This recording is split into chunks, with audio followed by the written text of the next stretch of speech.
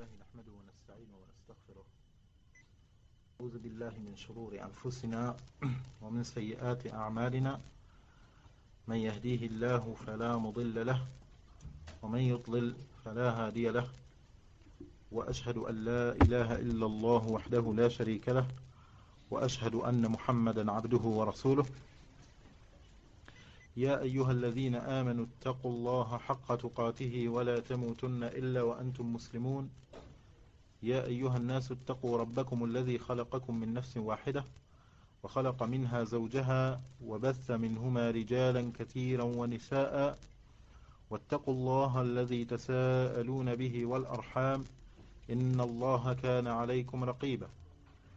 يا أيها الذين آمنوا اتقوا الله وقولوا قولا سديدا يصلح لكم أعمالكم ويغفر لكم ذنوبكم، ومن يطع الله ورسوله فقد فاز فوزا عظيما.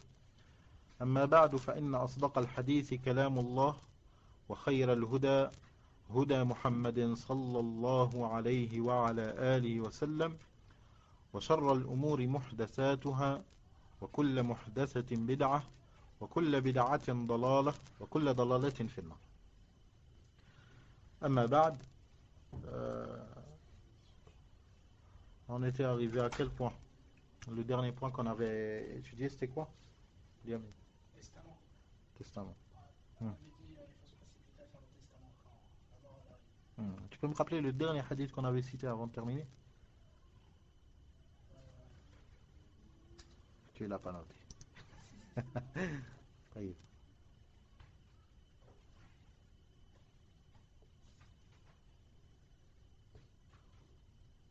Celui-là qui perd son chameau dans le désert, Allah subhanahu wa ta'ala,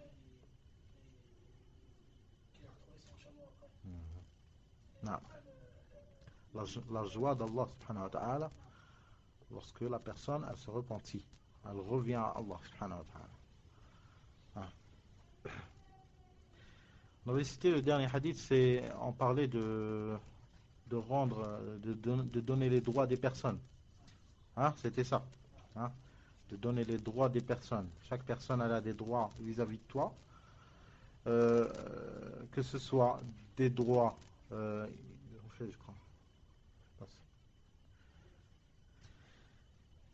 que ce soit des droits tels que le père par exemple, ses enfants, son devoir c'est de les éduquer, et de leur choisir de bons noms, de leur choisir une mère, avant qu'ils viennent bien sûr, de leur choisir une mère qui saura les éduquer, qui est déjà prête à subvenir aux besoins de ses enfants et qui est apte à ce qu'elle remplisse son devoir de mère, l'éducation. Et celui qui n'est pas bien éduqué, il ne peut pas bien éduquer. Celui qui n'a pas la chose, il ne peut pas la donner. C'est pour cela, Allah subhanahu wa ta'ala lam yukallif al-fuqara biz-zakat. N'a pas ordonné aux pauvres, à toute l'humanité, de donner az-zakat. Mais ça c'est une spécificité pour ceux qui ont un taux d'argent. Alhamdulillah, ils sont considérés parmi les gens qui sont à un niveau de vie, alhamdulillah. Ils peuvent manger le matin et le soir, celui-là il donne le zakat. Mais pour cela, il n'a pas ordonné aux pauvres aussi de faire le zakat.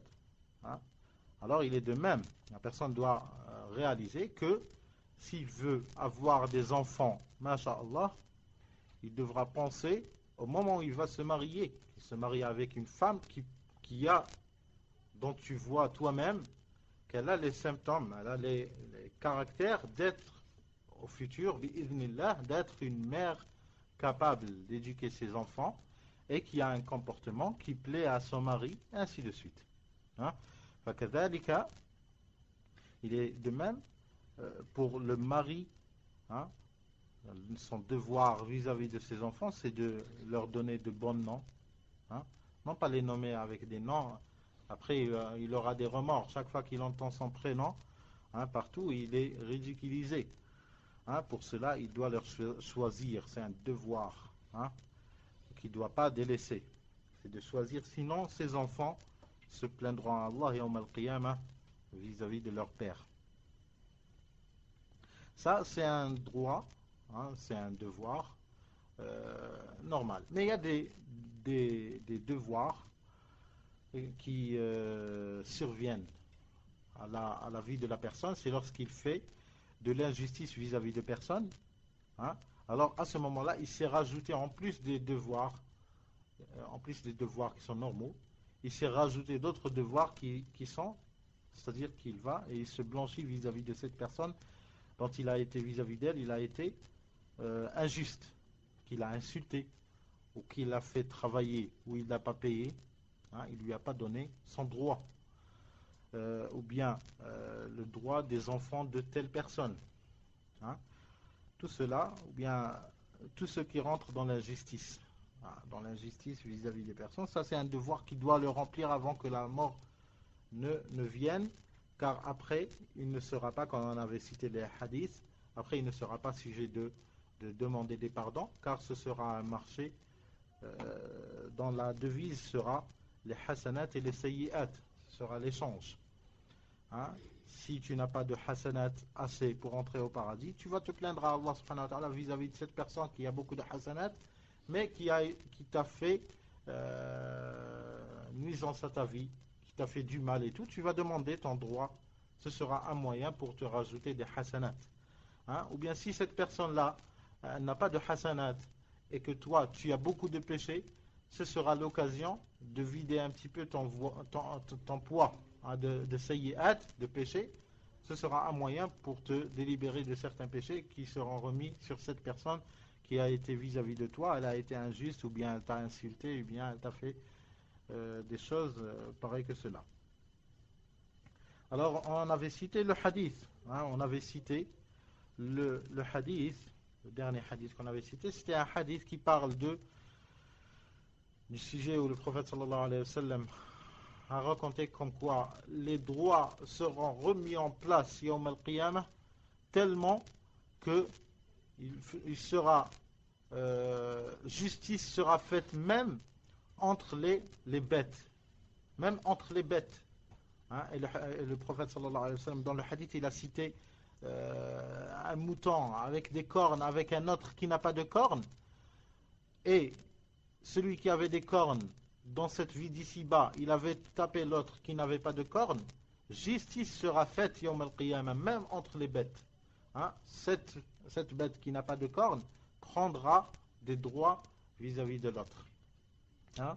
Ça c'est pour nous montrer à quel point les droits seront remis à l'ordre. À quel point. Tellement que même des chevreuils, même tous ceux qui sont comme bestiaux et tout, une elle a été injuste vis-à-vis de l'autre, elle a frappé sans droit, alors justice sera faite. Hein? Hein? Alors on a dit la dernière fois comme quoi ils seront appelés le jour de la résurrection, le jour du jugement dernier, même les bestiaux seront appelés, hein, seront appelés pour que justice soit faite, puis ils seront réduits à néant. Hein, puis ils seront réduits à néant. Ils ne sont pas concernés par Al-Jannah wa An-Nar et tout. Hein, ils ne sont pas concernés par cela. Et le dernier hadith, pour faire de mémoire, alaykoum salam wa rahmatullahi. Pour se rappeler un petit peu seulement, on recite le dernier hadith qu'on avait cité. وقال الشيخ الألباني رحمه الله تعالى ذكر وقال قال جابر بن عبد الله رضي الله عنهما لما حضر أحد دعاني أبي من الليل فقال ما أراني إلا مقتولا في أول من يقتل من أصحاب النبي صلى الله عليه وعلى آله وسلم وإني لا أترك بعدي أعز علي منك غير نفس رسول الله صلى الله عليه وعلى آله وسلم وإن علي دينا فاقضي واستوصي بأخواتك خيرا فأصبحنا فكان أول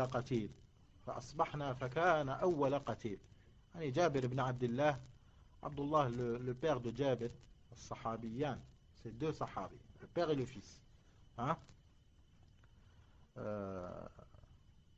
cite-nous deux sahabi. Père-fils, sahaba.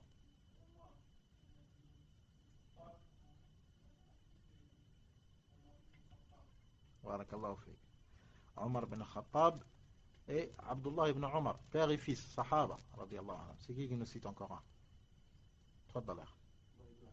Abdullah ibn Abbas, Abbas ibn Abdul Muttalib, Abdullah ibn Abbas, son fils, les père et fils, sahaba, radiallahu anhu. Encore un? تفضل. Abdullah ibn Zubayr, Abdullah ibn Zubayr. ف Mohammed, Ahmed ibn Hanbal, l'imam Ahmed ibn Hanbal. Comment il s'appelle son père?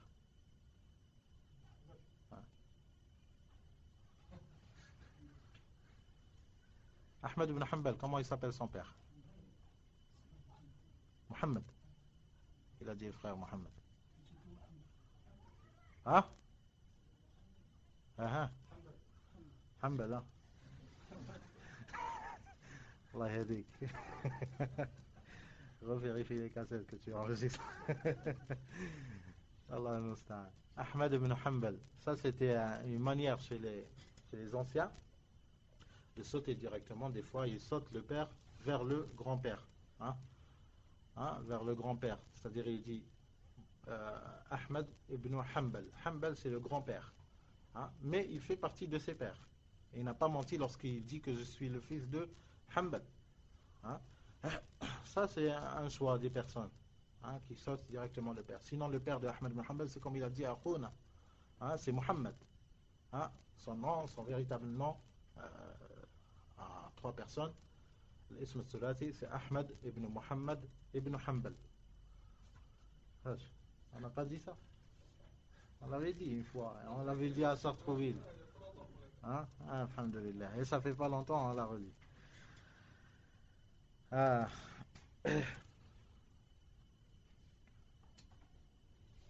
Et c'est déconseillé de... Certains, ils ont une manière, entre parenthèses, on reste toujours sur le nom, c'est déconseillé d'enlever le ibn. Certains, ils se disent, par exemple, Ahmed ibn Muhammad ibn Hanbal. Certains, ils enlèvent le ibn, ça devient Ahmed Muhammad Hanbal. Ça, c'est connu. Comme on dit Ali Hassan Abd al-Hamid. Ali Hassan Abd al-Hamid. En vérité, c'est Ali ibn Hassan ibn Abd al-Hamid. Et certains, ils enlèvent le ibn. Pour faire plus vite, ça fait Ali Hassan Abd al-Hamid. Mais c'est déconseillé de faire cette manière-là. C'est déconseillé parce que ça fait allusion chez les Arabes comme quoi ce n'est pas tes vrais pères. Ça fait allusion chez les vrais Arabes comme quoi ce n'est pas tes vrais pères. Alors, lorsqu'on dit c'est Ahmed ibn Muhammad ibn Hanbal ou bien Ahmed ibn Hanbal, mais on fait Ahmed Hanbal ou bien Ali Hassan, ou bien Zuhair Abd al-Rahman, là, on fait le ibn, le fils de Omar, fils de Abdul Razzaq, fils de, et ainsi de suite. Mais on enlève le fils de, on l'enlève et on fait coller les prénoms. Ça, c'est une manière qui est déconseillée. Ça, c'est une manière qui est déconseillée. Ça fait allusion à ce que ce ne sont pas tes vrais pères. Et c'était connu pour ceux qui n'avaient pas de vrais pères. Alors, il leur a enlevé le fils de, il l'enlève et il saute directement. Il colle prénom par prénom. Comme l'a bien expliqué Cheikh Bakr Abou Zayd, dans son livre Tasmiyatul Mawloud. Les noms que tu donnes au nouveau-né. Il a fait un chapitre et il a parlé sur cela avec les adillah. فقال حديث جابر بن عبد الله رضي الله عنهما جابر بن عبد الله الأنصاري. Son père l'a appelé, il y avait la guerre de Uhud, elle était venue, son père il l'a appelé la nuit, la veille, il avait appelé son fils Jabir, puis il lui a dit c'est comme si j'ai un pressentiment comme quoi demain je vais mourir parmi les premiers qui vont mourir demain. Puis il a dit il a dit aussi à son fils, il lui a dit, j'ai des dettes. Et je ne vais pas laisser la personne que j'aime le plus, c'est toi, après le prophète sallallahu alayhi wa sallam. C'est toi, après le prophète sallallahu alayhi wa sallam, et j'ai des dettes. J'aimerais bien que tu les payes. Que tu payes ces dettes à mon nom. Hein? J'aimerais bien que tu les payes. Et il lui a dit comme quoi je t'ai laissé tes sœurs. Hein, je t'ai laissé tes sœurs. On avait dit combien il avait de sœurs? 9. Hein? Comme l'a cité Al-Hafid Al-Zahabi rahimahullah dans Siyar A'lam Al-Nubala. Siyar A'lam Al-Nubala. Il lui a dit, je t'ai laissé tes sœurs, prends-en soin. Hein, prends-en soin de tes sœurs. Et il a été de même le lendemain. Il n'était pas parmi les premiers qui étaient tués, mais c'était le premier. Hein, c'était le premier. Dans ce hadith-là, Cheikh Al-Albani rahimahullah ta'ala, il a cité ce hadith pour nous montrer comment as-sahaba radiyallahu anhum, ils laissaient un testament, que ce soit verbal ou écrit. Hein, que ce soit verbal ou écrit. Alors, mais lorsqu'il lui a laissé ça nous a montré comme quoi ça fait partie des amal al-sahaba radiyallahu anhum. Et amal al-sahaba, ici il est basé sur des hadiths, hein, comme suivra incha'Allah. Alors, le hadith rawahu al-Bukhari rahimahullah ta'ala fi sahih. خامسا, nouveau sujet, notre nouveau sujet. خامسا قال الشيخ الألباني رحمه الله تعالى ولا بد من الاستعجال بمثل هذه الوصية لقوله صلى الله عليه وعلى آله وسلم. لا بد من الاستعجال بمثل هذه الوصية. Ce testament, tu es obligé de le faire le plus vite possible. Hein? Je voudrais mieux pour toi que tu le fasses le plus vite possible. La budda min al-isti'jal. Tu n'as pas de choix que de te précipiter à faire ce testament. Hein, tu l'écris.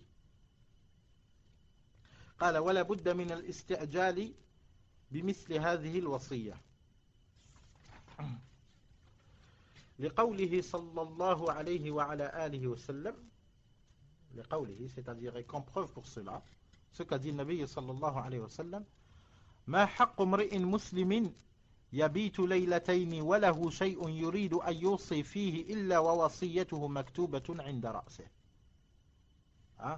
وعيد الحديث. ما حق امرئ مسلم يبيت ليلتين وله شيء يريد أن يوصي فيه إلا ووصيته مكتوبة عند رأسه. قال ابن عمر رضي الله عنهما ما مرت علي ليلة منذ سمعت رسول الله صلى الله عليه وسلم قال ذلك إلا وعندي وصيتي. رواه الشيخان وأصحاب السنن وغيرهم. Le hadith rapporté par le Bukhari et Muslim et les gens des Sunan et autres. فقال لابد من الاستعجال بمثل هذه الوصية. عليكم السلام ورحمة الله وبركاته. Il vaudrait mieux pour la personne qu'elle se précipite à écrire ce testament. Il vaudrait mieux pour elle. Pour ce qu'a dit le Nabi sallallahu alayhi wa sallam, ce fondement, pourquoi on a dit il vaudrait mieux qu'elle se précipite et tout, le fondement de ça, de cette parole, c'est le hadith du prophète sallallahu alayhi wa sallam, il a dit la personne n'a pas le droit, hein, la personne n'a pas le droit, s'il a un héritage à laisser, qu'il passe 2 nuits sans avoir écrit cet héritage et le mettre sous sa tête la nuit. Hein? Elle n'a pas le droit de passer 2 nuits. Hein? Elle n'a pas le droit de passer 2 nuits en ayant un héritage à donner et à laisser sans qu'elle écrive ce testament-là et il le met au-dessous de son oreiller. Comme ça, les gens ne vont pas se demander. Après lui, ce ne sera pas un pétrin.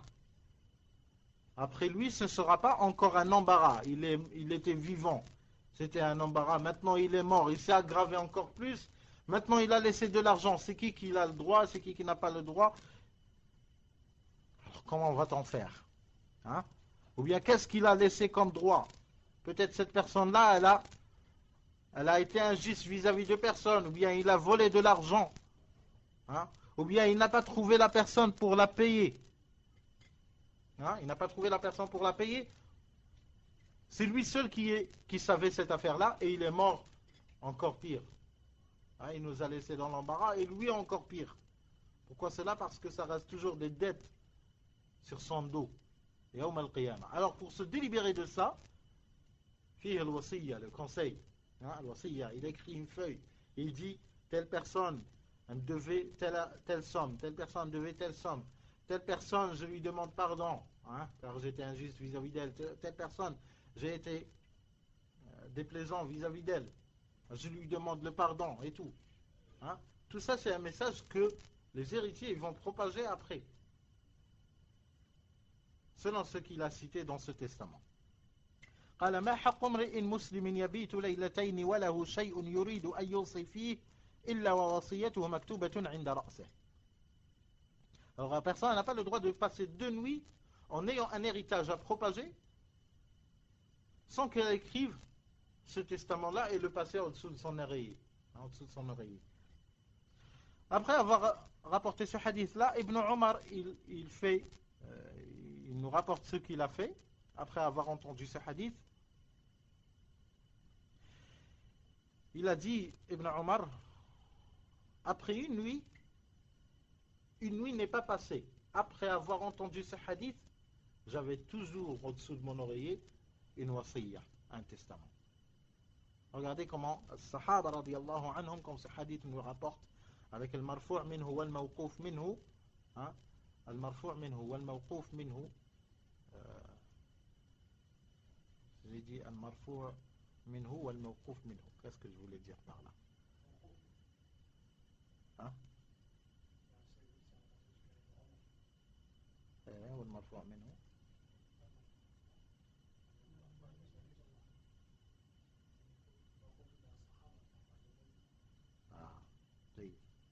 Al-marfu', al-hadith al-marfu', c'est ce qu'on soulève, la parole fait partie des paroles du prophète sallallahu alayhi wa sallam, on l'appelle hadith al-marfu'. Wal-hadith al-mawquf, huwa la parole des sahaba radiyallahu anhu. Hein, les hadiths qui font partie des propos du prophète sallallahu alayhi wa sallam, on l'appelle al-hadith al-marfu'. Marfu', rafa'ahu. Marfu', ça veut dire soulevé. Le plus soulevé de tous les humains, c'est Rasulullah sallallahu alayhi wa alihi wa sallam. Le hadith al-marfu'. Wa al-hadith al-mawquf, mawquf, on l'a stoppé. On l'a stoppé, ça veut dire on l'a stoppé aux sahaba radiyallahu ta'ala anhum. طيب. قال ابن عمر رضي الله عنهما ما مرت علي ليلة منذ سمعت رسول الله صلى الله عليه وسلم قال ذلك إلا وعندي وصيتي. Depuis que j'ai entendu le prophète sallallahu alayhi wa sallam, j'ai pas laissé une nuit passer sans avoir écrit le testament et le mettre en dessous de ma tête. Hein? Alors ça nous démontre comment as-sahaba radiyallahu anhum, ils étaient ahl sunnah véritablement. Parce que chaque fois que tu entends un hadith, tu l'appliques. Laisse pas le temps passer. Celui qui laisse le moment passer, l'occasion elle est venue de faire une sunnah et il ne l'a pas faite, c'est à toi de voir. Certains ils vont analyser d'une manière, la manière suivante. Ils vont dire oui mais akhi, c'est pas une obligation. C'est pas une obligation. Tu as le droit de ne pas le faire. Tu as le droit de ne pas le faire. Ça c'est vrai ou faux? C'est vrai. Ça c'est vrai. Tu as le droit de ne pas la faire. Mais on doit réaliser autrement. On doit leur dire, si vous l'avez délaissé, est-ce que vous avez délaissé de bonnes actions ou pas? Obligés, ils vont dire qu'on a délaissé de bonnes actions. C'est à toi de voir après. Est-ce que tu en as marre des bonnes actions? Ou bien est-ce que tu as une assurance comme quoi Allah subhanahu wa ta'ala ghafara laka ma taqaddama min dhanbika wa ma ta'akhkhar, il t'a pardonné tous tes péchés, les anciens et les derniers péchés que tu viens de commettre, il te les a effacés. Tu as une assurance comme ça? Ou bien tu as une assurance comme quoi, alhamdulillah, toi ton niveau de hasanat, tu as fait masha'Allah, jusqu'à présent tu peux. C'est pour cela, les sahaba radiyallahu anhum, ils ne rataient aucune sunnah, à moins que ce soit par ignorance. Ils ne connaissent pas une sunnah, automatiquement ils ne vont pas l'appliquer. Et ce n'est pas tous les sahaba, ils connaissaient toutes les sunnahs. Ce n'est pas tous les sahaba. Les sahaba radiyallahu anhum, c'est des êtres humains. Il y a ceux qui sont dotés plus d'intelligence, ceux qui sont moins. Et ceux qui sont moins, fihum al-baraka wal khayr. Et ils rentrent dans radiyallahu anhum wa radu an. Ils rentrent dans ce verset-là. Hein? Mais il y a des savants et il y a ceux qui ne sont pas savants parmi les sahaba radiyallahu anhum. Et on trouve même certains qui sont savants et ils n'ont pas su certaines sunan qu'après la mort du prophète sallallahu alayhi wa sallam, un autre sahabi il vient et il dit: j'ai entendu le prophète sallallahu alayhi wa sallam faire cela ou dire cela ou ordonner de faire cela. Après ils ont appris. Un sahabi il a appris d'un autre sahabi. Hein? Un sahabi il a appris d'un autre sahabi qui n'est pas dans les bonnes œuvres pareil que lui. Il est dans les bonnes œuvres mais moins que ce sahabi. Hein? Abu Bakr as-Siddiq radiyallahu anhu, il a appris des sunnahs d'autres sahaba. Alors comment nous on vient, on te dit la parole d'un sahabi, après tu réalises de la manière, oui mais il n'est pas pareil que tel sahabi, il est plus connu de science. Subhanallah, c'est un sahabi. Allah subhanahu wa ta'ala les agrée tous comme ils sont. Hein? Même si tu fais la faute d'un sahabi, admettons que c'est une faute. J'aimerais bien suivre un sahabi dans un avis que suivre mon avis moi-même. Hein? Si c'est une question d'avis, est-ce qu'on va suivre un sahabi ou bien ceux qui ne sont pas sahaba? Si c'est une question d'avis. Si c'est une question d'avis et tu vas suivre un sahaba, tu seras entré dans le cercle de l'agrément d'Allah. Alaykum assalam wa rahmatullahi wa barakatuh. Tu seras entré dans le cercle de l'agrément d'Allah subhanahu wa ta'ala. Alaykum assalam wa rahmatullahi wa barakatuh. Alors on revient au hadith. De là, on a appris comment Abdullah ibn Umar radiyallahu anhuma, il appliquait la sunna, et ça ce n'est pas le seul sahabi qui avait ces comportements vis-à-vis de la sunna. Plusieurs, des centaines de athar, des centaines de hadiths mawqoufa, on retrouve le même comportement des sahaba radiyallahu anhum, pareil que celui de Ibn Umar dans cet événement.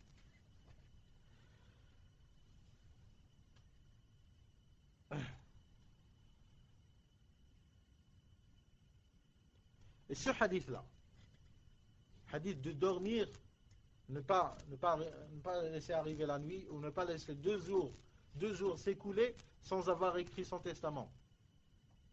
Ce hadith-là, on pourra déduire une chose qui était minutieuse si on n'avait pas su ce hadith-là. On avait parlé avant de la personne qui avait des dettes et de l'autre personne qui avait des dettes aussi. Mais ils sont différents par le hadith qu'a rapporté At-Tabarani, on avait cité. Hein? Qui se rappelle du hadith? Ad-daynu daynan. Hein? Les dettes sont en deux sortes. Qui nous rappelle le hadith?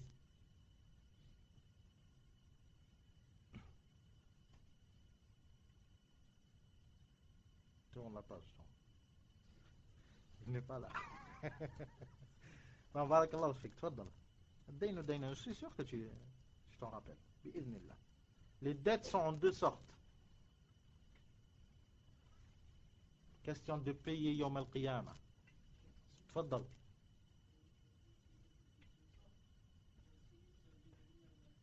Mhm.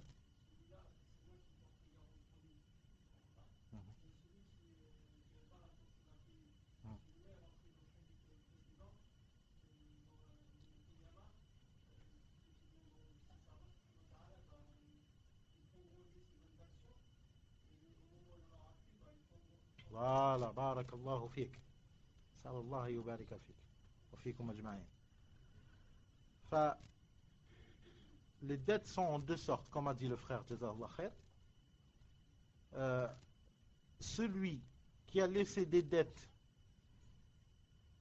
et il avait l'intention de payer, hein, et il avait l'intention de payer, celui-là, je m'emporterai garant pour lui.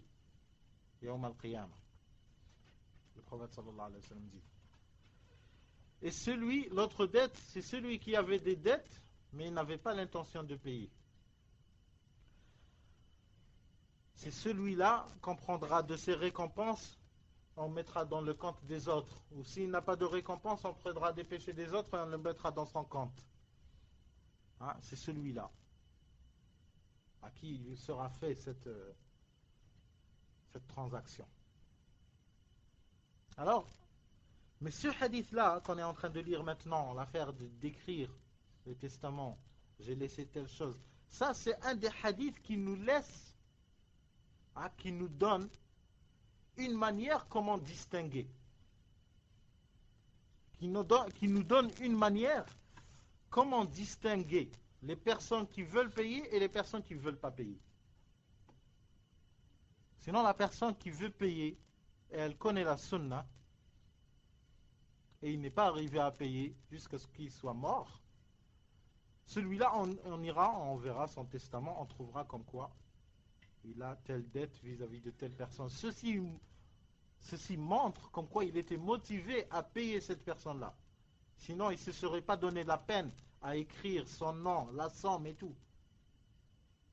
Mais la personne qui n'a pas l'intention de payer, tu ne trouves ni testament, ni tu l'as entendu déjà parler, comme quoi il avait des dettes vis-à-vis d'une personne. Le plus important pour lui, c'est d'avoir récolté cet argent, emprunté cet argent, et après, il a fait avec ce qu'il voulait. Après ça, c'est le plus important. Hein? Enfin, ce hadith-là nous laisse et donne la chance aux personnes de se montrer. Est-ce qu'ils font partie de ceux qui veulent payer ou de ceux qui ne veulent pas payer? Ça, c'est un des points de différence entre les deux dettes. Mais ce n'est pas tous les points. هذا هو. سادسا, sixièmement. قال الشيخ الألباني رحمه الله تعالى: ويجب أن يوصي لأقربائه الذين لا يرثون. ويجب أن يوصي لأقربائه الذين لا يرثون منه، لقوله تبارك وتعالى. Ici vient al-wasiyya, mais al-wasiyya, en français on dira le testament. Mais il faudra savoir comme quoi le testament, c'est un terme qui est utilisé juridiquement pour ce qu'on appelle l'héritage. Mais l'héritage, dans l'islam, il n'appartient pas à une catégorie de gens, à une catégorie de parenté, de proches plutôt, du défunt. Il ne leur appartient pas l'héritage. C'est de là que vient la délicatesse de choisir le mot de l'wasiyya. Hein? Parce qu'il y a une différence entre al-wasiyyatu ou al-mirath. Al-mirath, il n'y a pas de problème, c'est l'héritage. Hein? Mais al-wasiyya, c'est une donation. Tu donnes. Si on va se mettre d'accord sur la donation. C'est un argent qui te reste de l'héritage. Tu le donnes aux personnes les plus proches. Les plus proches, mais qui ne sont pas qui ne sont pas concernés par l'héritage. Qui ne sont pas concernés par l'héritage. Ils font partie de tes proches, mais ils ne sont pas concernés par l'héritage, alors ceux-là, il leur appartient la donation, et ceux qui sont concernés par l'héritage, c'est l'héritage. Hein? Vous avez vu comment c'est délicat? On n'a jamais entendu parler de ça. Pourtant, on a de l'argent, certains prêts à s'éclater à la banque, tellement il a de l'argent, il ne sait pas cette différence. Hein? Il ne sait pas cette différence. C'est de là que vient l'importance. Contactez les souyours, apprenez votre dîme. Hein? On doit contacter les souyours. On doit apprendre à s'asseoir et à écouter. On doit demander.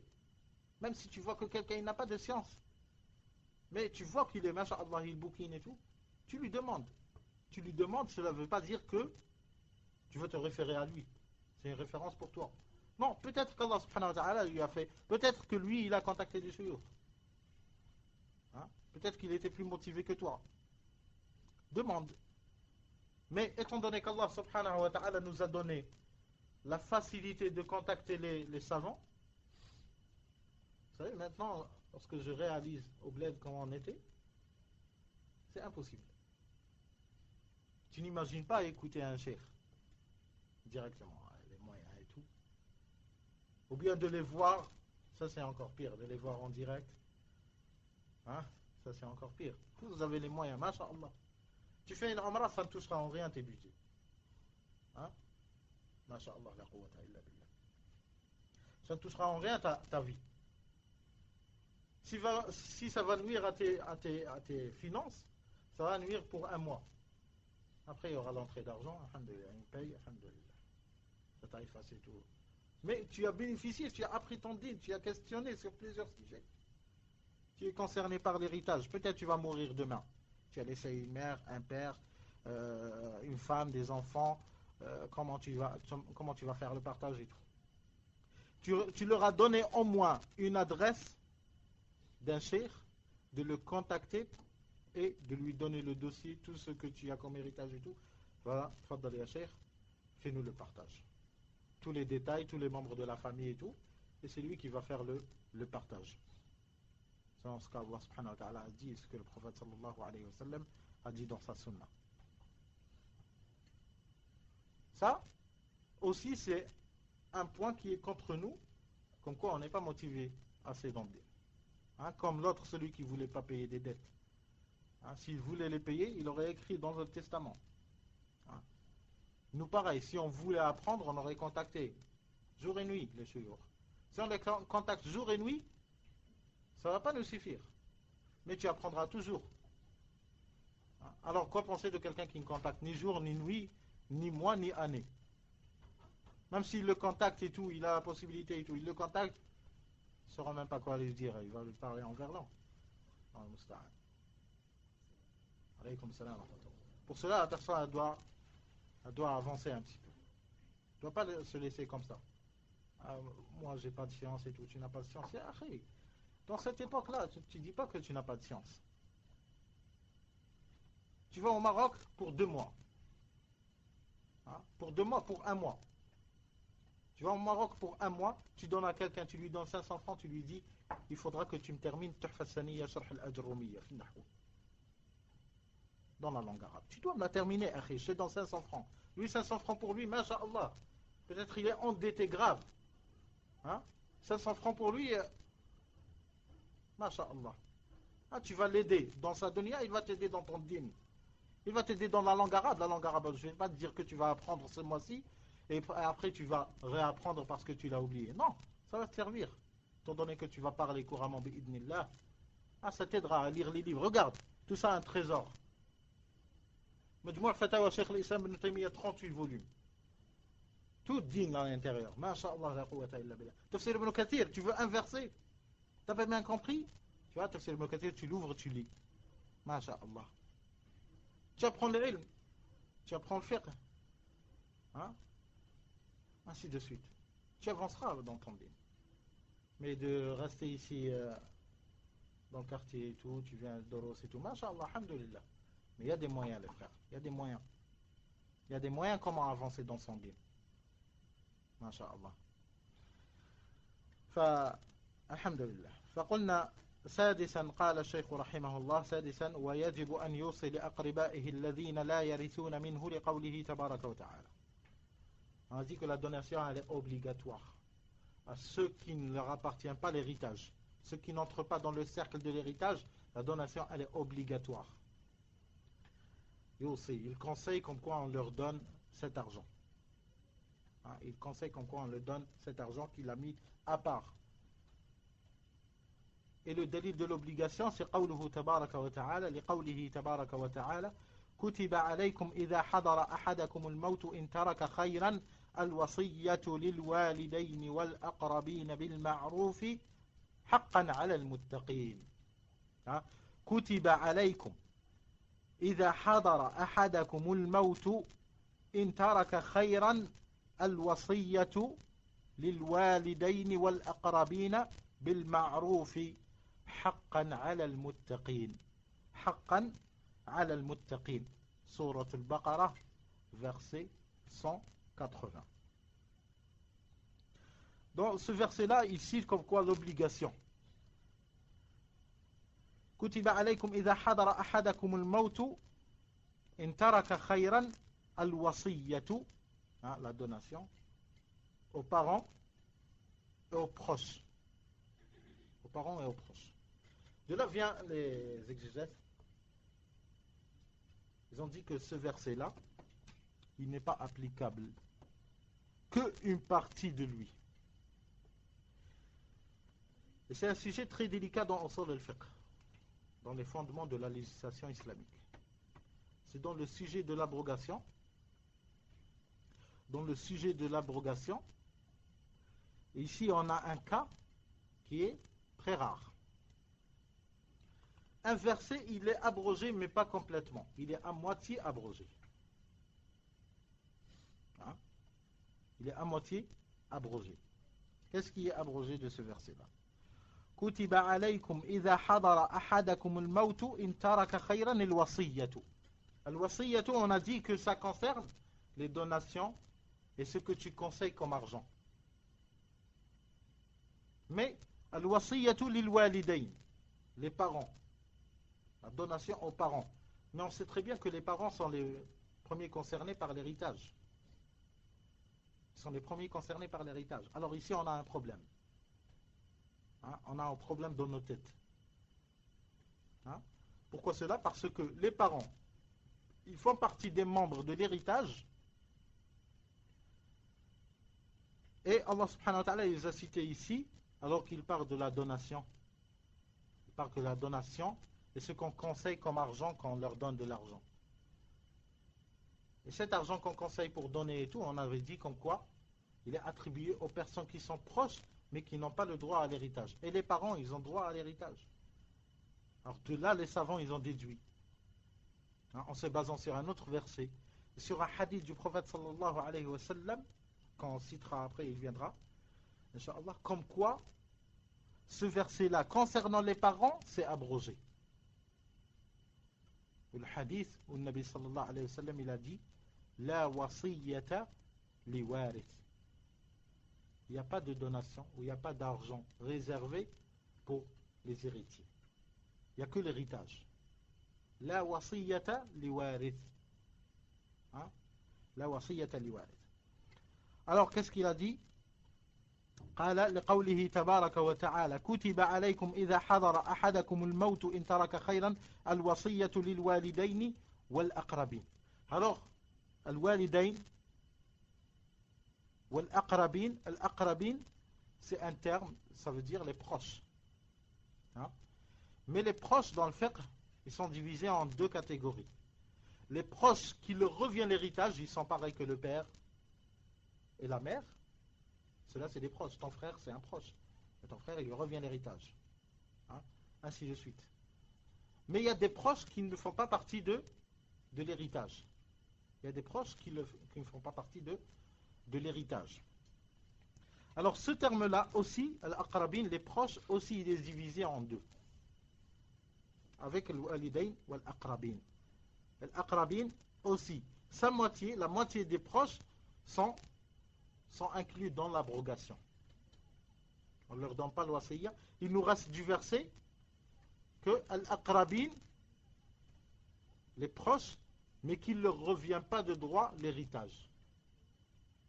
Alors de cela, Allah subhanahu wa ta'ala a dit كتب عليكم إذا حضر أحدكم الموت إن ترك خيرا الوصية للوالدين والأقربين بالمعروف حقا على المتقين.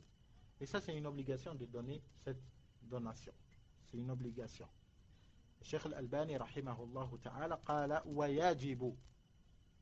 ويجب أن يوصي لأقربائه الذين لا يرثون. ويجب. Et il n'est pas le seul à avoir dit ça. Il y a des imams de salaf rahimahumullah ta'ala, parmi eux l'imam al-Zuhri, Muhammad ibn Muslim ibn Shihab al-Zuhri rahimahullah, al-Tabari, l'imam al-Tabari rahimahullah ta'ala aussi, il disait que c'était obligatoire, cette donation elle est obligatoire. Al-Tabari Abu Ja'far Muhammad ibn Jarir al-Tabari صاحب التفسير جامع البيان في تأويل آي القرآن.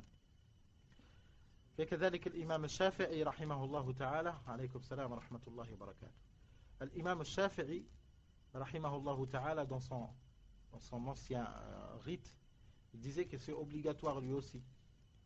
L'imam Abu Awana lui aussi il avait dit comme quoi c'est obligatoire cette donation. قال منهم يعني عطاء من التابعين عطاء بن أبي رباح عطاء بن أبي رباح رحمه الله تعالى وكذلك il dit que c'est obligatoire cette donation. وعليكم السلام ورحمة الله وبركاته. عطاء بن أبي رباح وقلنا الزهري وأبو مجلز كذلك من أئمة التابعين وأتباع التابعين كذلك il disait que c'est obligatoire cette donation, alors qu'on trouve que Cheikh Al-Albani rahimahullah ta'ala n'est pas le seul à avoir dit cela, quoique c'est un sujet de divergence, est-ce que c'est obligatoire ou pas, mais on a avancé le délil sur l'obligation qui est le verset. قال سابعا septièmement قال وله أن يوصي بالثلث من ماله ولا يجوز الزيادة عليه بل الأفضل أن ينقص منه لحديث سعد بن أبي وقاص رضي الله عنه قال. Ici le prophète sallallahu alayhi wa sallam il nous limite ce don, cet argent qu'on donne, qui ne fait pas partie de l'héritage, mais on le donne. Après l'héritage, tu as donné l'héritage et tout, il te reste de l'argent, qu'est-ce que tu fais avec? Tu le donnes, tu as envie de donner de l'argent, il t'appartient de donner de l'argent, de toute ta fortune, il t'appartient de donner. Mais donner quoi? Et donner combien? Donner combien plutôt? Alors ici, Cheikh Al-Albani rahimahullah ta'ala, il nous cite un hadith concernant ce sujet-là qui fait le tri. Il fait le partage des choses. قال الشيخ رحمه الله تعالى وله أن يوصي بثلث من ماله. Il lui appartient de donner le tiers de sa fortune. Le tiers de sa fortune. Il lui appartient de donner le tiers de sa fortune. Et il n'a pas le droit de rajouter en plus du tiers. C'est-à-dire de donner plus que le tiers, et il ne lui appartient pas de le donner. Bel el-afdal, mais le meilleur, c'est qu'il baisse, c'est qu'il va plus bas que le tiers. S'il y a un choix à faire, ce n'est pas de rajouter plus de tiers. Plus du tiers, c'est interdit. Le Nabi sallallahu alayhi wa sallam, comme on va voir là dans le hadith, il a limité au tiers. Mais le meilleur, c'est le tiers ou bien moins. Ou bien moins. Ça, c'est ce qu'a dit à Cheikh Al-Albani, rahimahullahu ta'ala. Maintenant, il donne le hadith. Il donne le hadith, Cheikh, rahimahullah. Les hadiths Sa'd ibn Abi Waqqas, radiyallahu anhu, قال كنت مع رسول الله صلى الله عليه وسلم في حجة الوداع فمرضت مرضا أشفيت منه على الموت فعادني رسول الله صلى الله عليه وعلى آله وسلم فقلت. Dans ce hadith-là, Sa'd ibn Abi Waqqas, radiyallahu anhu, lors du du dernier pèlerinage que le prophète sallallahu alayhi wa sallam a fait, hein, Sa'd ibn Abi Waqqas, il allait mourir. Il est tombé malade gravement, il a senti comme quoi il allait mourir. Puis le prophète sallallahu alayhi wa sallam lui a rendu visite. Hein? Il lui a rendu visite. Il a rendu visite à Sa'd ibn Abi Waqqas. Puis il a dit, Sa'd ibn Abi Waqqas, il a dit au prophète sallallahu alayhi wa sallam lors de la visite. Sa'd ibn Abi Waqqas, il a dit, Ya Rasulallah, inna li malan kathiran, wa laysa yarithuni illa ibnatun li, afa usi bi thuluthi mali. Lors de la visite, Sa'd ibn Abi Waqqas, il a saisi l'occasion et il a dit au prophète sallallahu alayhi wa sallam, il lui a dit, Ya Rasulallah, moi je suis une personne qui a beaucoup de fortune, j'ai beaucoup d'argent, hein, beaucoup de fortune, et je n'ai pas d'héritier qu'une seule fille. Il a une seule fille, c'est elle qui va l'hériter, seule. Il a dit, j'ai une seule héritière, et j'ai beaucoup d'argent. Je voudrais donner mon argent. Je voudrais donner mon argent. Mais je voudrais donner 2/3 de ma fortune. Je voudrais la donner. Est-ce que je le fais? فقال النبي صلى الله عليه وسلم قال لا. Le Nabi صلى الله عليه وسلم il a dit non. Ne donne pas les 2/3. Oui, Sa'd ibn Abi Waqqas, il a baissé. Il a baissé la somme. Moins que les 2/3. Il a dit, alors la moitié, ya Rasulallah. Qala, bishatri mali, la partie de ma fortune, une partie de ma fortune, c'est-à-dire la moitié. Je donne la moitié, ya Rasulallah. C'est bon comme ça? Le prophète sallallahu alayhi wa sallam, il lui a dit, là, non. Il a dit, même la moitié, tu ne donnes pas la moitié. Puis, Sa'd ibn Abi Waqqas, il a dit, فَثُلُثُ مَالِي. Sa'd ibn Abi Waqqas, radiyallahu anhu, قال, Ya Rasulallah, alors je donne le tiers de ma fortune. Il lui a dit, le tiers. Et le tiers, c'est beaucoup. Il a dit, il t'appartient de donner le tiers. Et le tiers, c'est déjà beaucoup. Hein? Puis, An-Nabi sallallahu alayhi wa sallam, il a cité une sagesse. An-Nabi sallallahu alayhi wa sallam قال الثلث والثلث كثير الثلث والثلث كثير إنك يا سعد أن تدع ورثتك أغنياء خير لك من أن تدعهم عالة يتكففون الناس إنك يا سعد. وقال بيده في رواية وقال بيده إنك يا سعد لن تنفق نفقة تبتغي بها وجه الله تعالى إلا أجرت عليها حتى اللقمة تجعلها في امرأتك حتى اللقمة تجعلها في امرأتك. النبي صلى الله عليه وسلم, après avoir donné la permission comme quoi il donne le tiers de sa fortune, il lui a dit donne le tiers, et le tiers c'est déjà beaucoup.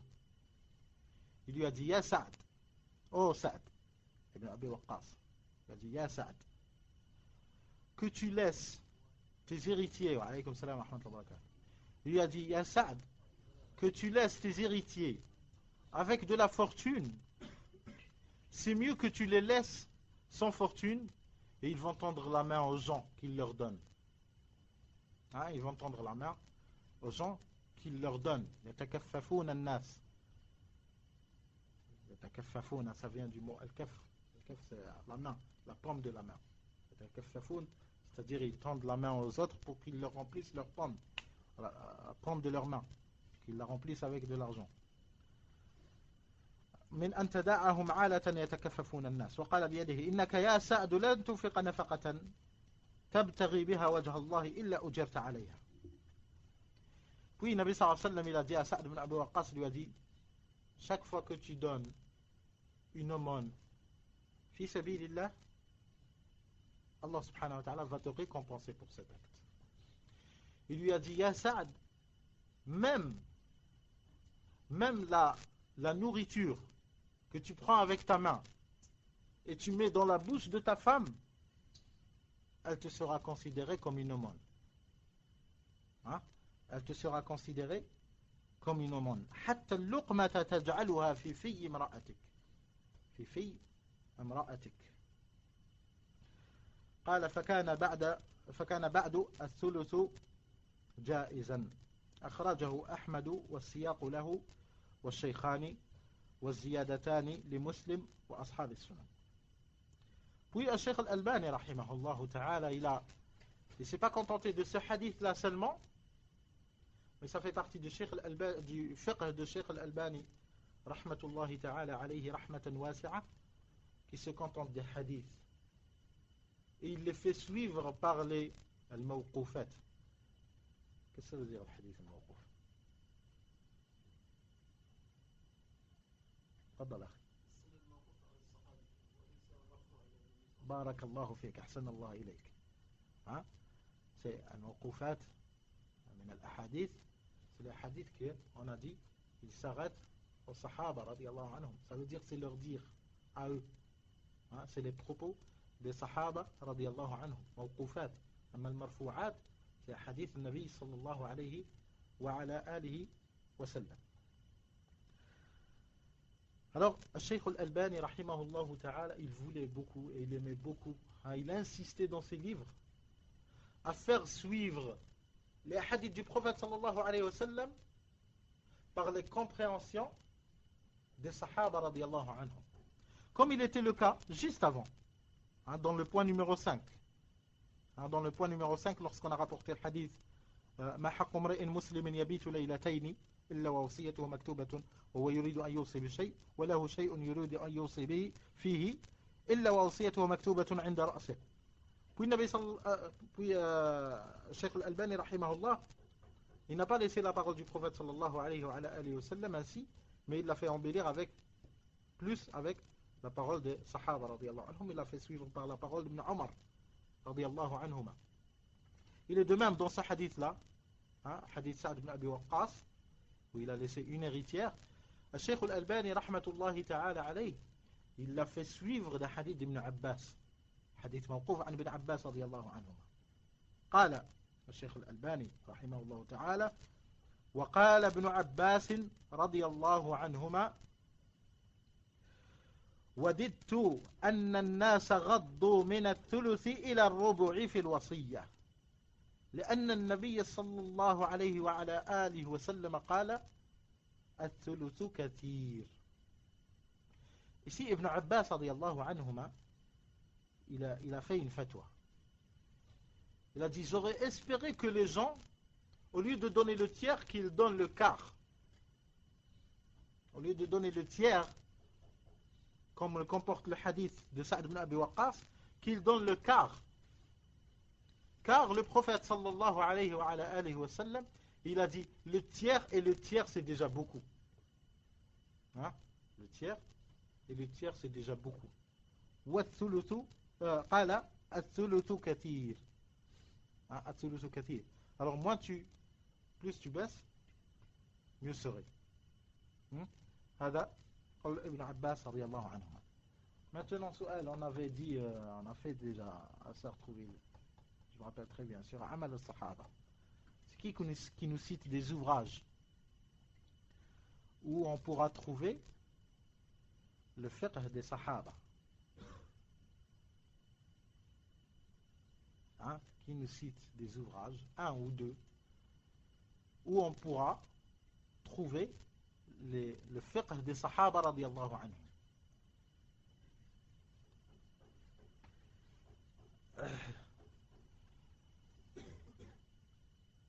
Moi je fais mon heure et...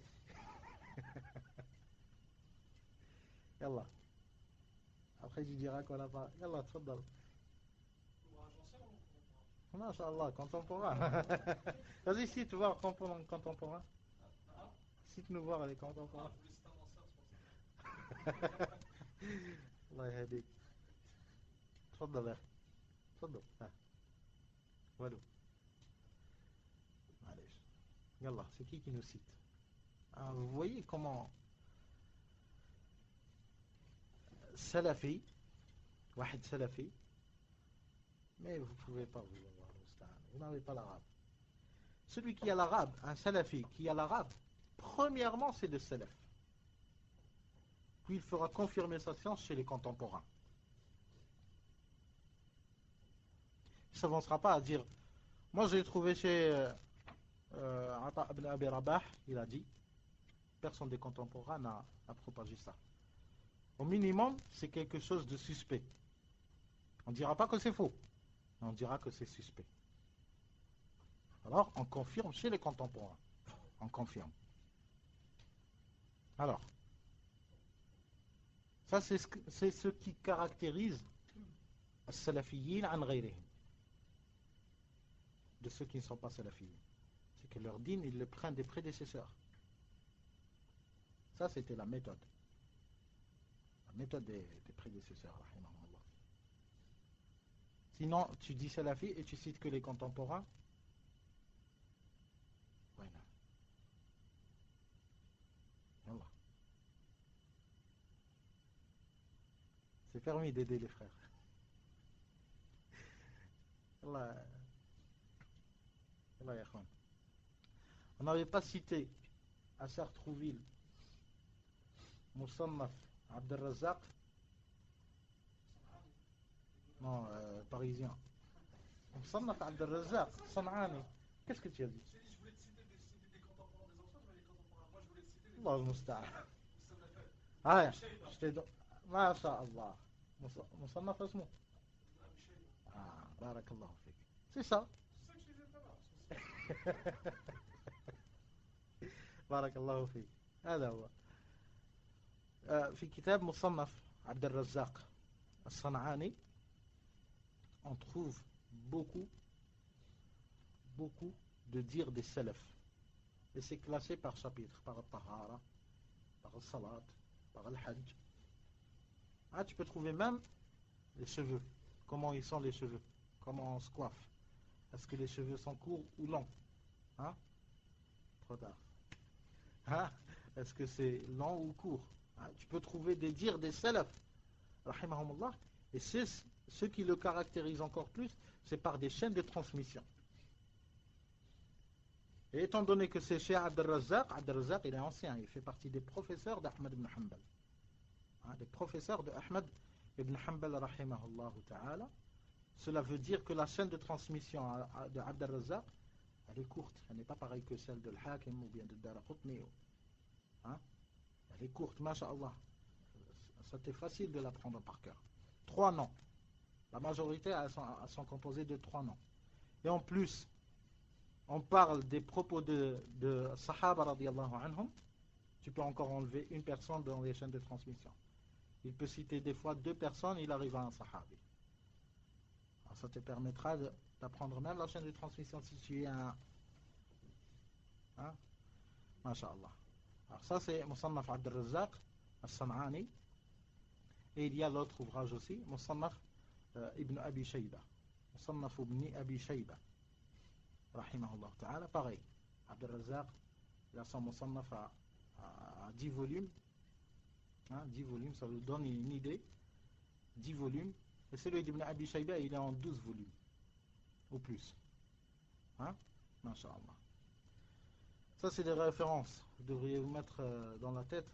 Quoi? Ça, c'est une référence. Si jamais tu veux apprendre et tout.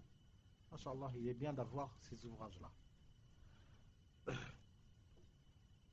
قال وددت أن الناس غضوا من الثلث إلى الربع في الوصية لأن النبي صلى الله عليه وعلى آله وسلم قال الثلث كثير أخرجه أحمد في مسنده والشيخان والبيهقي وغيرهم الشيخان والبيهقي وغيرهم ثم قال huitième sujet ثامنا ويشهد على ذلك رجلين عدلين مسلمين ويشهد على ذلك رجلين عدلين مسلمين فإن لم يوجد فرجلين من غير المسلمين على أن يستوثق منهما عند الشك بشهادتهما حسب ما جاء بيانه في قول الله تبارك وتعالى.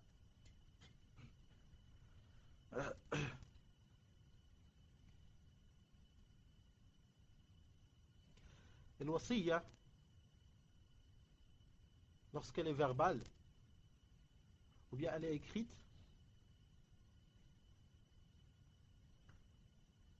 et lors d'un voyage, lors où il n'y a pas des personnes qui te connaissent, qui font partie de tes proches, comme il a cité le cas, il a cité de suite, il a cité un verset, et le verset il concerne le voyage.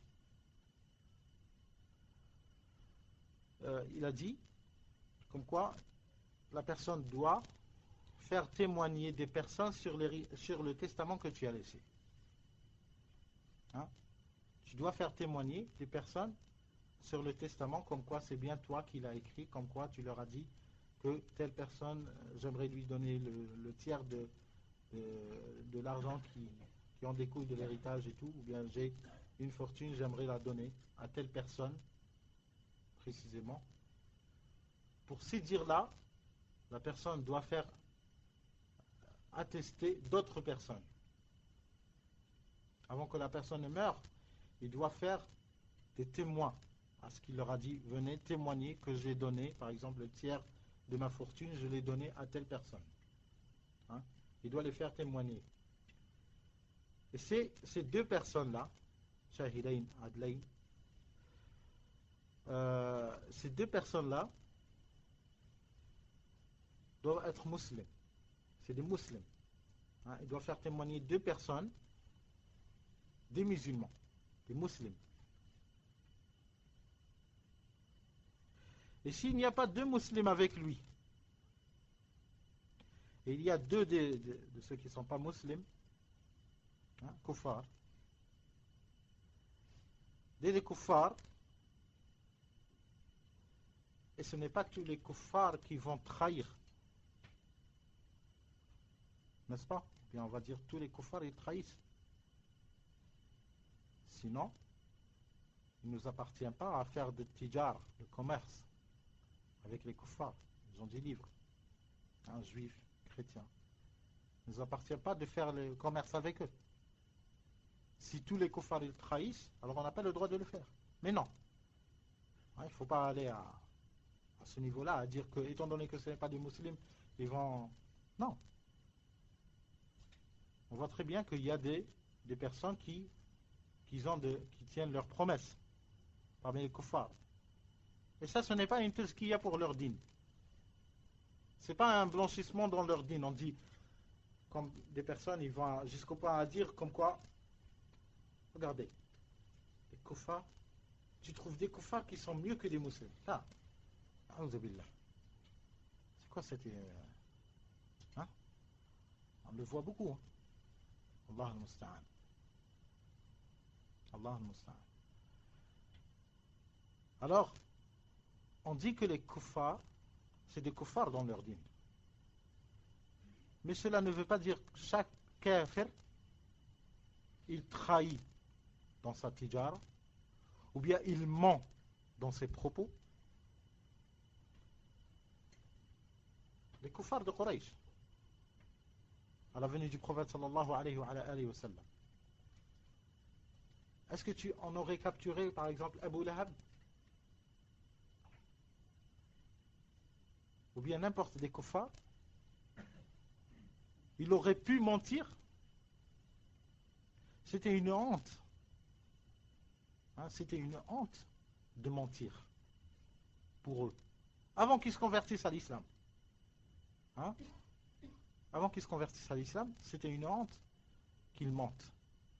Comme c'était une honte que leurs femmes fassent zina, commettent l'adultère, fornique. Ça, c'était une honte pour eux. Comme quoi une femme libre, elle n'est pas esclave, et elle fait zina, ça c'est grave pour eux.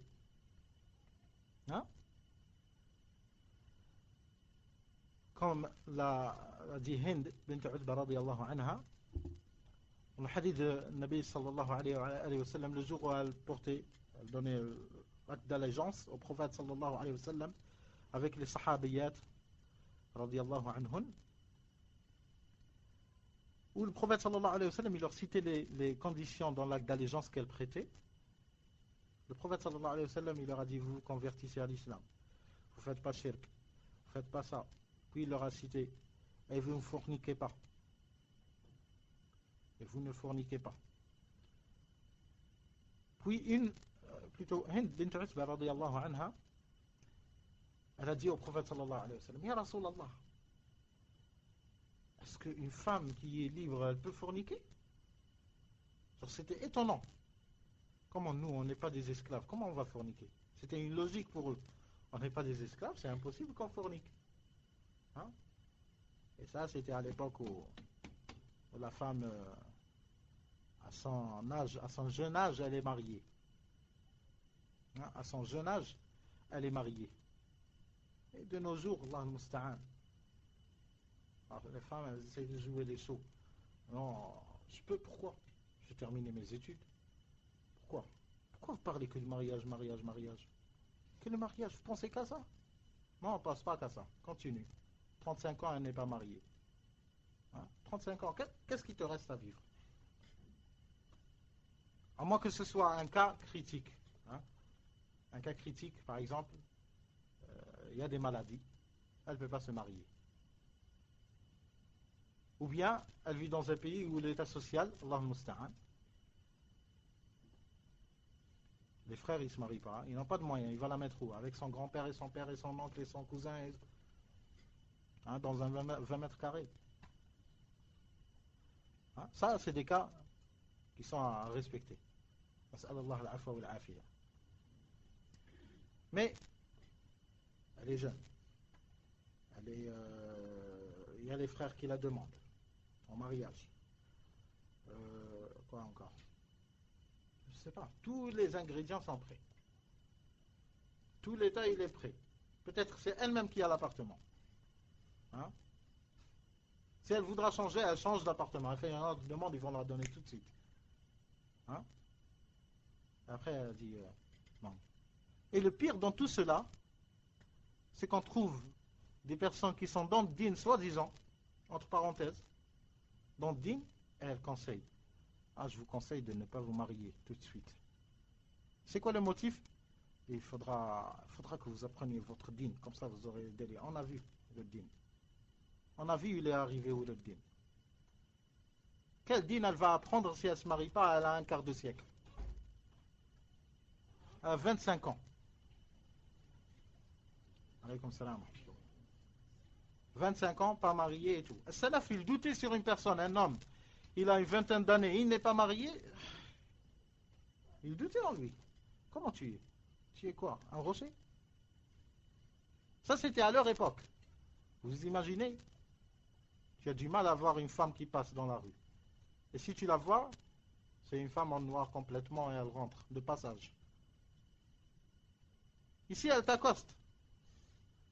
Et tu restes, tu dis, non, mais allez, je ne me sens pas prêt pour le mariage. Tu ne te sens pas prêt pour le mariage, tu te sens prêt pour les bêtises. Allah al-Musta'an. Alors on a dit les kuffars, c'est pas tous les kuffars qui n'ont pas de confiance. On doit leur rejeter toute la confiance. Hein?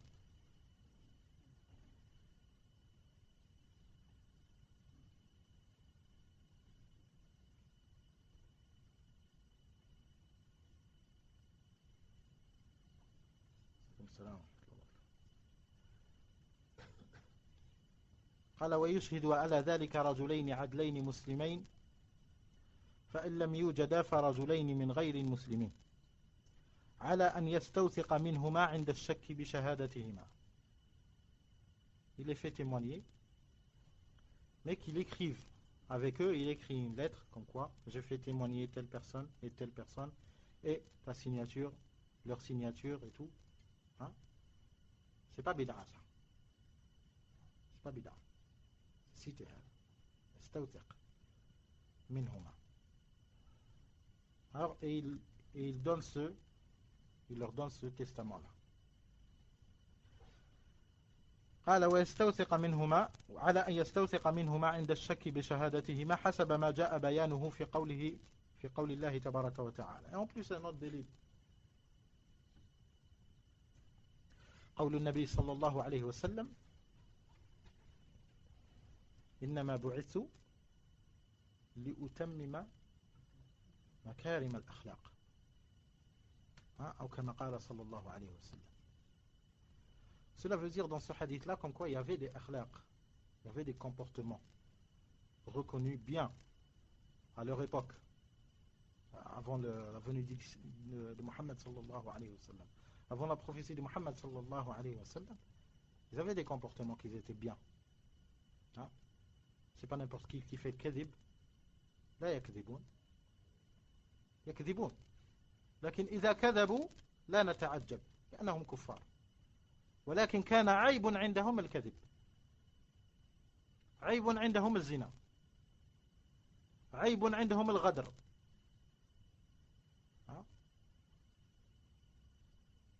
فهذا هو والله المستعان. Et lorsque les personnes se sentent, tellement les personnes, ils trouvent comme quoi les kuffars, il y a certains d'eux qui ont de la confiance. Quand ils ont de la confiance, ils vont jusqu'au bout de se jeter dans leurs bras. Là, ce n'est pas à ce point-là. Ils vont jusqu'au point de se jeter, alors ils leur donnent leurs enfants. Ils ramènent à la maison une babysitter. Kafira, la tu'min billah. Ils la ramènent. Sous motif comme quoi là, ils ont de la confiance en elle. Certes, ils ont de la confiance en elle. Mais en tout, là, et faire témoigner des kuffars, c'est interdit. Que dans ce cas-là, comme l'a cité savant, rahimahumullah, que dans ce cas-là, comme l'a cité Ibn Rushd rahimahullah في بداية المجتهد ونهاية المقتصد عن بعض العلماء رحمهم الله تعالى على أن يستوثق منهما عند الشك بشهادتهما حسب ما جاء بيانه في قول الله تبارك وتعالى يا أيها الذين آمنوا شهادة بينكم إذا حضر أحدكم الموت حين الوصية اثنان ذوى عدل منكم أو آخران من غيركم إن أنتم ضربتم في الأرض فأصابتكم مصيبة الموت تحبسونهما من بعد الصلاة فيقسمان بالله إن ارتبتم لا نشتري به ثمنا ولو كان ذا قربى ولا نكتم شهادة الله إنا إذا لمن الآثمين فإن عثر على أنهما استحقا إثما فآخران يقومان مقامهما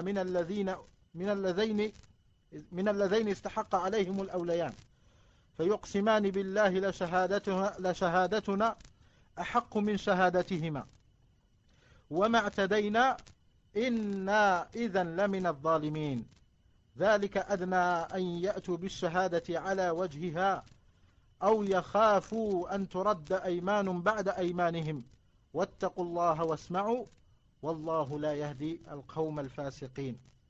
والله لا يهدي القوم الفاسقين. سورة المائدة verset 106 jusqu'au verset 108. Ici dans le verset dans le livre قال وما اعتدينا إنا إذا لمن الظالمين. Ici il y a une faute d'impression. Ils ont oublié إذا وما اعتدينا إنا إذا هذه ne se trouve pas dans le livre alors que vous l'écriviez Inch'Allah. وما اعتدينا إنا إذا, sinon ça changera le sens. Wa alaykum salam wa rahmatullahi wa barakatuh. رزق du temps خلاص.